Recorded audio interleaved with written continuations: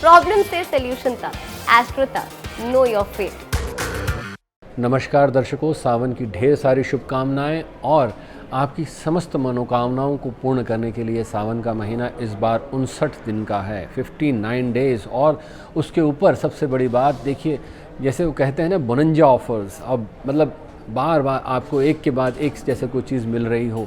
परमात्मा भी निहाल है, वो आपको देना चाहते हैं शिव इस वक्त। और अगर शिव से जब मिल रहा हो लेने वाला कोताही करे या कहीं कंजूसी कर जाए तो फिर गलती किसकी है। महादेव तो देने को तैयार हैं। महादेव ने 8 सोमवार दे दिए इस बार आपके लिए। देखिए, सोमवती अमावस्या दे दी है, इतना कुछ। और उसमें सबसे महत्वपूर्ण बात, कई बार मुझसे लोग प्रश्न पूछते हैं कि क्या हमारे घर के पास शिवलिंग नहीं है, हमारे घर से बहुत दूर है, हम क्या कर सकते हैं, रोगग्रस्त हैं, हम जा नहीं सकते। चिंता करने की कोई आवश्यकता नहीं। इस सावन के महीने में सबसे उत्तम है आप पारस शिवलिंग अपने घर ले आइए।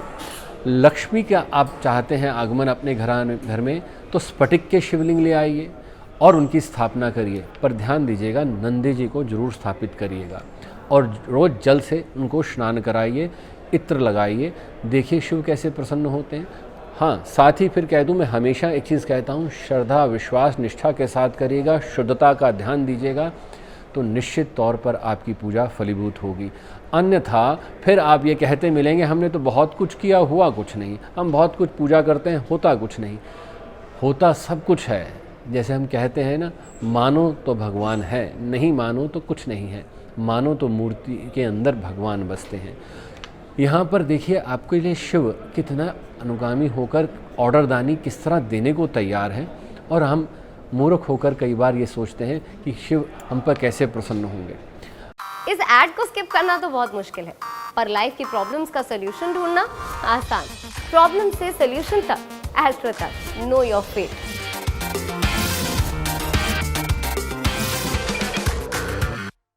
आप घर में शिवलिंग स्थापित कर सकते हैं, इसमें कोई मनाही नहीं है, पर ध्यान रखिएगा वो उनके आपकी उंगली के इस पोर से ऊपर ना हो। बहुत ज़्यादा है तो 2 पोर का लीजिएगा, इससे ज़्यादा नहीं ले सकते हैं। कई बार हम एक गलती करते हैं, जो मंदिर में शिव प्राण प्रतिष्ठित किए जाते हैं उस तरह का हम चाहते हैं अपने घर में स्थापित करना, वो नहीं कर सकते, क्योंकि वो पूर्ण शिव परिवार के साथ स्थापित करना होगा आपको। तो इन चीज़ों का ध्यान रखकर आप शिवलिंग धारण करिए। जैसे मैंने बताया, पारस शिवलिंग ले आइए। आप ऋणों से परेशान हैं, पारस शिवलिंग की स्थापना करिए। रोगों से मुक्ति चाहते हैं, पारस शिवलिंग धारण स्थापित करिए। और एक विशेष चीज़ इसमें ध्यान रखिएगा कि घर के ईशान कोण में ही इसका स्थापना करिएगा, और इसमें जो जल चढ़ाते हैं उस जल को तुलसा जी में मत चढ़ाइएगा, क्योंकि तुलसा जी को हम शुद्ध मानते हैं और जाके सोचते हैं कि तुलसा जी में इसका जल चढ़ा दीजिएगा। अगर आप शिव को स्नान करा रहे हैं तो उसका जल या तो पिपलेश्वर महाराज में जाए या घास में डाल दीजिए। तुलसा जी में शिव पर चढ़ा हुआ जल नहीं चढ़ता, ना शिवलिंग पर तुलसा चढ़ती है, ये बात ध्यान रखिएगा। कई बार लोग ये पूछते हैं कि शिवलिंग पर क्या चढ़ाएं, तो उसमें विशेषता ये ध्यान देना है कि तुलसा जी नहीं चढ़ानी है। तो इस सावन में शिव की स्थापना करके, उनकी महिमा गान करके हम जीवन को सफल करें और रोगों से मुक्ति पाएं, ऋणों से मुक्ति पाएं। नमस्कार, धन्यवाद। एस्ट्रो तक ऐप पर आपको मिलेगा भविष्य से जुड़े हर सवाल का जवाब।